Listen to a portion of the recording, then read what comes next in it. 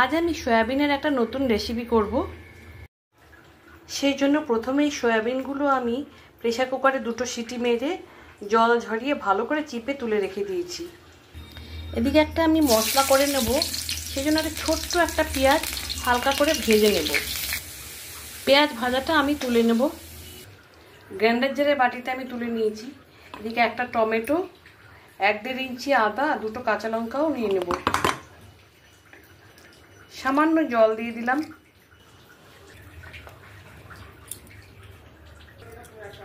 এর মধ্যে হলুদ গুঁড়ো, লঙ্কার গুঁড়ো, কাশ্মীরি লঙ্কার গুঁড়ো, স্বাদ মতো নুন, চিনি, ছোট চামচের 1 চামচ জিরে গুঁড়ো সব একসঙ্গে নিয়ে নিলাম।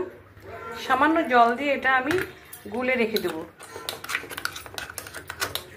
কড়াইতে আরও একটু সর্ষের তেল দিয়ে দিয়েছি, সাদা জিরে ফোড়ন দিয়ে দিলাম, সমস্ত মশলা দিয়ে দিলাম, মশলা ধোয়া জলটাও দিয়ে দিলাম। মশলাটাকে এবার ভালো মতো কষিয়ে নেব। মশলা থেকে তেল একেবারে ছেড়ে গেছে। এবার আমি সয়াবিনগুলো দিয়ে দিলাম।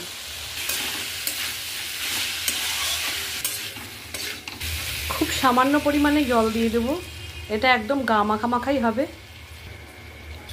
আমার সয়াবিনের রেসিপিটা কিন্তু একদম রেডি।